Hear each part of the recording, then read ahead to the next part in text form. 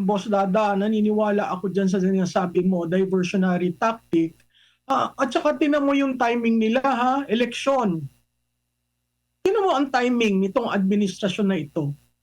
Eleksyon, kinidnap nila si Presidente Duterte.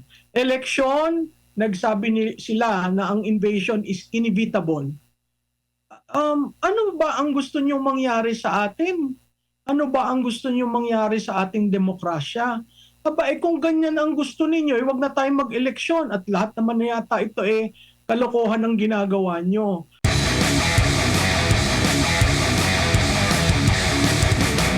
Sa tingin po ba ninyo, hindi masamang isipin ng mga Pilipino na itong ganitong mga pronouncements para lituhin na naman tayo? Dahil alam naman natin, 'di ba, usually kapag mayroong mga iskandalong ginagawa ang gobyerno, laging South China Sea ang ano nila ang kanilang laging binubuhay. So eto na naman biglang-bigla katulad ng sinasabi niyo, hindi dumaan sa proper channel etong kanilang pag-announce at nag-create ito ng ng takot sa mga mamamayang Pilipino. Sa tingin ninyo panibagong smokescreen na naman nila ito? Oo, ako, alam mo, Boss Dada, naniniwala ako dyan sa sinasabi mo, diversionary tactic. At saka tinan mo yung timing nila ha, eleksyon. Tinan mo ang timing nitong administrasyon na ito. Eleksyon, kinidnap nila si Presidente Duterte. Eleksyon, sila na ang invasion is inevitable. Ano ba ang gusto niyong mangyari sa atin? Ano ba ang gusto niyo mangyari sa ating demokrasya? Kung ganyan ang gusto ninyo, wag na tayong mag-eleksyon at lahat naman na yata ito kalokohan ang ginagawa nyo. Pero imaginein mo ang parte ng Pilipinas facing Taiwan? Hindi ba ninervyusin ang mga tao doon? Hindi ba mababahala? Nasaan ang gobyerno? Bago ka maggaganyan, magsasalita ng kung ano-ano, sandali lang, ihanda mo yung maaabutan just in case matuloy yan. Dahil hindi kayang ng Pilipinas protektahan ang sarili nila. So ang akin, bakit mo isinusubo ang ating bansa sa isang bagay na tiyak nating lahat ay hindi para sa ating interes? Yun ang nakakalungkot kasi ilang beses na ginagawa na ang mga desisyon ay para lamang sa iilan, hindi para sa bansa. Uulitin ko, hindi natin laban ang China at Taiwan. Hindi po. At meron po tayo dyan 250,000 Filipinos na ang sabi nga, ma'am, wala namang nangyayari dito sa amin. Tahimik naman kami. Wala namang kaming yung drills, 'di ba? Ihanda mo ang iyong sa Israel kasi hinahanda ang mga citizens nila, may warning, lahat 'yan. Sa atin nga wala tayong warning. Paano mo ihahanda ang Pilipinas? So, ang ating self-rated hunger ay napakataas. Paano mo ibababa ang pagkain, 'di ba? Paano mo sisiguraduhin na ang bansa ay hindi luluhod dahil dyan sa mga irresponsableng pananalita. Prof, meron palang itong tinatawag na Taiwan Relations Act na obligado ang Estados Unidos na magbigay ng depensa, armas sa Taiwan if in case nga sa possible na pag-atake ng China. Pero nakita natin sa mga recent pronouncement naman ni Donald Trump na iba yung kanyang pag-handle na dito, no? Kakaiba kaysa doon sa unang mga administration. Iba yung kanyang focus ngayon more on para sa Amerika in terms of pang-ekonomiya. At binabanggit pa nga niya na sa Taiwan daw ay ninanakaw ng Taiwan yung tinatawag na US semiconductor industry, no? Kumbaga parang ganun yung tingin nila. So iba na yung turing ng Estados Unidos ngayon dito sa Taiwan issue. Yat tayo naman parang napaka-agresibo natin na dapat ganito yung nakikita agad na senaryo.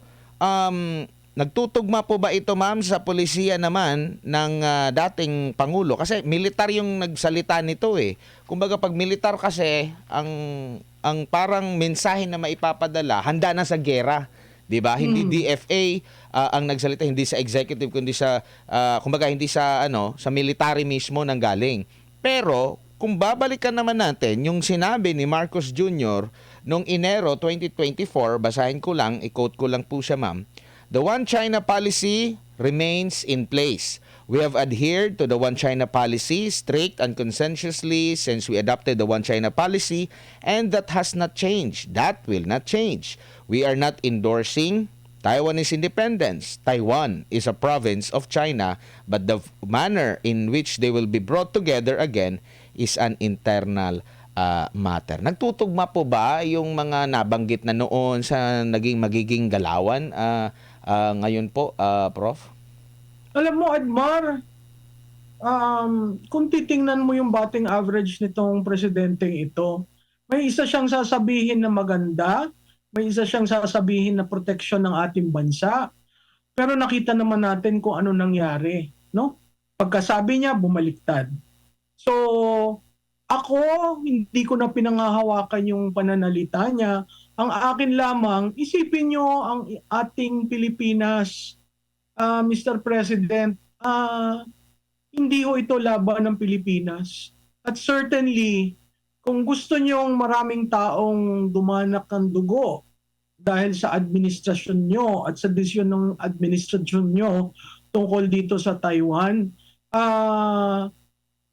hindi ko alam kung sasabihin ko pa isipin nyo ang legacy nyo eh. Kasi sirang-sira na. Ang akin lamang, kung mahal mo ang Pilipinas, hindi mo iaalaw na dalhin ang Pilipinas sa isang bagay na alam nating hindi natin malulusutan. Katulad ng sinabi mo, sinabi ni President Trump na ayaw niya ng gera. Sinabi ni President Trump na iuuwi niya ang mga Amerikano sa Estados Unidos. Sinabi rin niya ang concern niya ay domestic, which is the economy of the United States. Nakita naman natin yung pagkakalibrate niya ng tariff. It shows to everyone yung tariff ratings. It shows to everyone what the US values most. No? Makikita mo per country, per ano. So he is weaponizing the tariff system to be able to control the exchanges of goods, yung bilateral, no? Multilateral sa EU.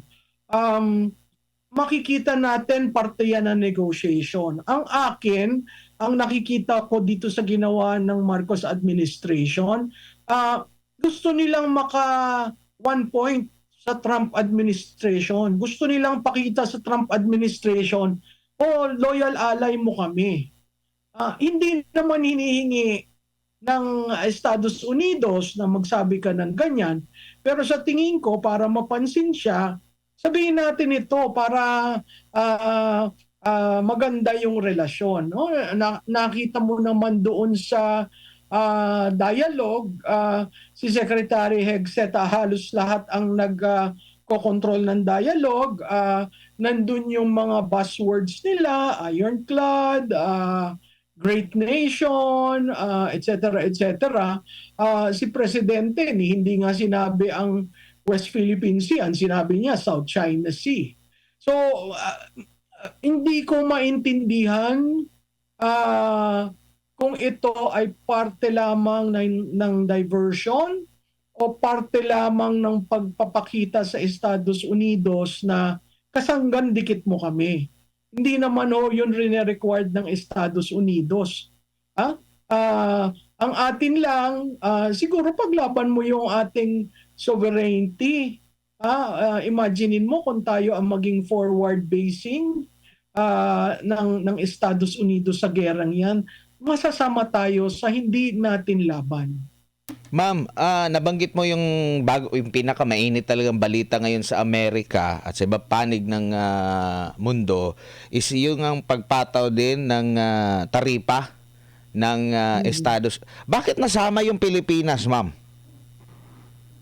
Oo, Sa tingin po ninyo, kasi 17% pala yung ano, yung ah, revise. oo, Oo, mataas rin yun.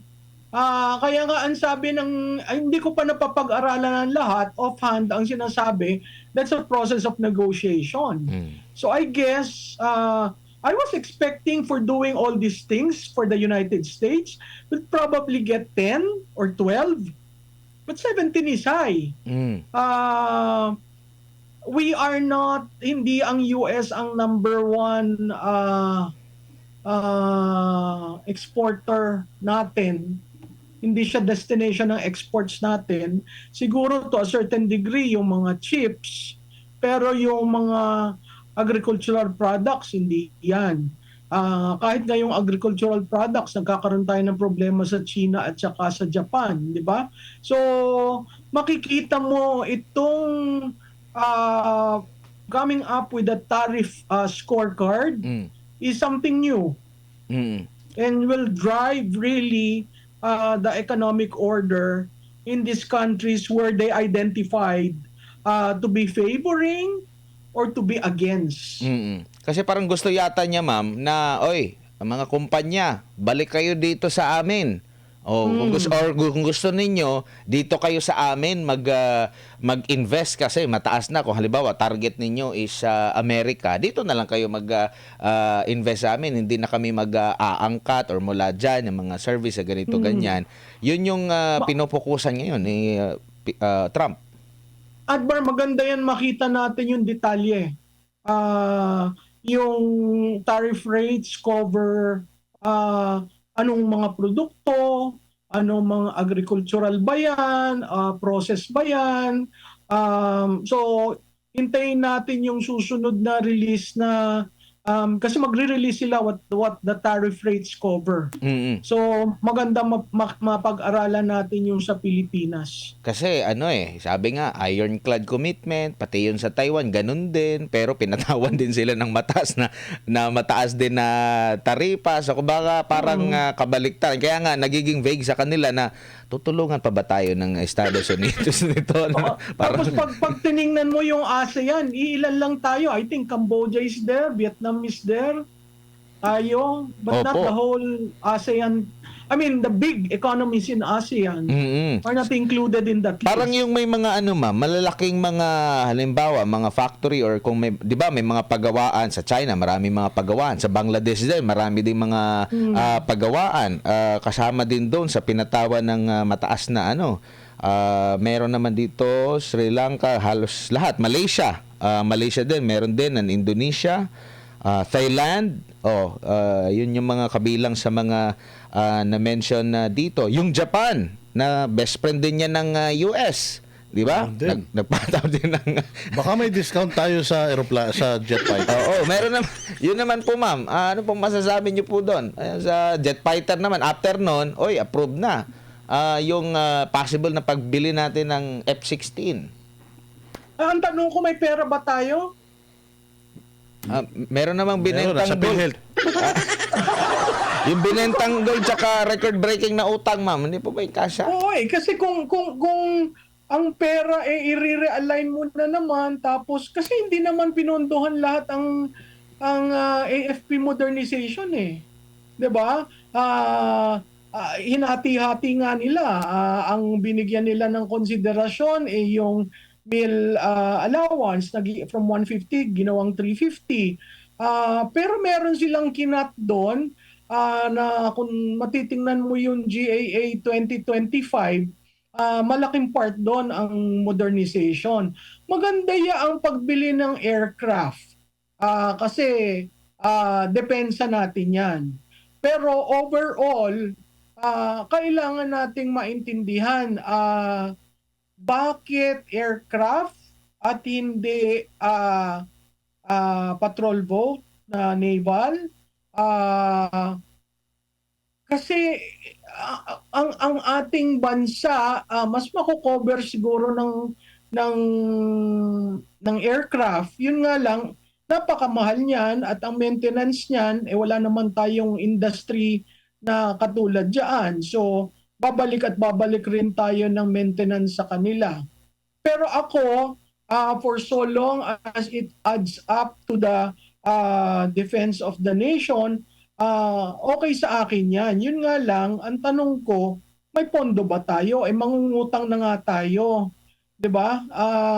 Kung mangungutang na nga tayo at yan ay dollar denominated, napakahirap mong mapondohan yan. Baka hulugan, kukunin nila partner, no? Hindi kaya, kasi parang sasakyan, no? Ilo-loan nila, tapos F-16. hulugan. Hindi pa naman yata to brand new, ma'am. Nagbawas tayo dun sa modernization sa AFP natin. Tapos, bibili rin naman pala tayo ng mga ganito. na ano. Or, kabilang ito sa mga grant ba? Or effective pa ba yung grant? Yun ang hindi klarado kasi ang sinabi ng mainstream media is going to buy. Hindi siya grant, hindi siya donation. So lumalabas, ang nakuha ni Hegseth is approval from the Philippines that we are committed to purchase certain things from them. Opo. Prof, tinanong din ito sa Foreign Ministry ng China, no? Ang tanong nga dito ng AFP na media, the US State Department said yesterday that it had approved the possible sale of F-16 jets to the Philippines. Would the Foreign Ministry like to comment on this? Ang sagot naman ng tagapagsalita ng Chinese Foreign Ministry, we've made clear more than once our position on military and security cooperation between the Philippines and the US Defense, or security cooperation between the Philippines and other countries should not target any third party or harm their interest, still less threaten regional peace and security or escalate tensions in the region. Who exactly is fueling the flames? Who exactly is instigating military confrontation? Who exactly is turning Asia into a powder keg? Regional countries are not blind. Tama yan, Admar, no? Kasi yung centrality of Asia will always be an issue when we talk about our region vis-a-vis the United States, no? Napakahalagang i-maintain natin ang zone of peace. Yung neutrality, napakahirap, pero sa ASEAN, merong unspoken word na we will not intervene in each other's affair, but as a regional bloc, we should be coordinating with each other. Tayo ang magiging head ng ASEAN next year, so napaka-critical lahat itong mga nangyayari dahil hindi nais ng ating mga kapitbahay na bansa na gumulo ang region dahil sa isang bansa na ang tawag ay Pilipinas. Maging ang issue patungkol doon sa naging pahayag ng Chief of Staff ng military, ma'am, ay meron ding komento ang Foreign Ministry ng China, at ang sabi dito, and I quote, "The Taiwan question is China's internal affair and is at the core of China's core interest. Resolving the Taiwan question is a matter for the Chinese ourselves that no one can interfere in. We urge certain people in the Philippines to refrain from making provocations and playing with fire on the Taiwan question. Those who play with fire will perish by it. Who will oppose relevant personnel calling white black and making groundless accusations." Ano po masasabi niyo po dito, Prof? No, alam mo, Admar, ang bawat bansa sa ASEAN may ganyang issue eh. Natandaan mo ang BARM, ang Autonomous Region in Muslim Mindanao, sa Pilipinas yan. Ang Thailand, yung southern part ng Thailand, secessionist rin yun, at sinasabi nila that is internal to us. Ang Indonesia, kung tatandaan mo, ang Aceh, at saka yung dating East Timor, yung Timor-Leste, issue yan na internal sa bawat bansa. Si Myanmar, nakita natin ang nangyayari ngayon, no? So mga issue yan internal sa bawat bansa na dapat irespeto at wag makialam. Kaya ang ASEAN, ganon. Pag may problema internally sa'yo, magsasalita for so long as hindi maapektuhan ng regional security, pero hindi nakikialam. ganyan rin ang kaya nga sinimulan ko, merong shared history ang China at Taiwan. Malalim yan, malalim ang pinag-ungatan, malalim kung bakit nagkaroon ng nationalist Taiwan, no? Makikita mo na kahit sa eleksyon nila, may involvement ang China at may involvement rin ang nationalist China na Taiwan, no? So makikita mo kahit yung leader ng Taiwan, yung pinakauna, no? Nanggaling yan sa China. So labas doon ang Pilipinas. Para sabihin na, "Hoy, halika, sumama ka dito. Diyan kami maglo-launch ng aming mga missile." Maling-mali yun dahil pag inalaw natin yon, para na tayong sumama sa gera na wala naman tayong kaalam-alam.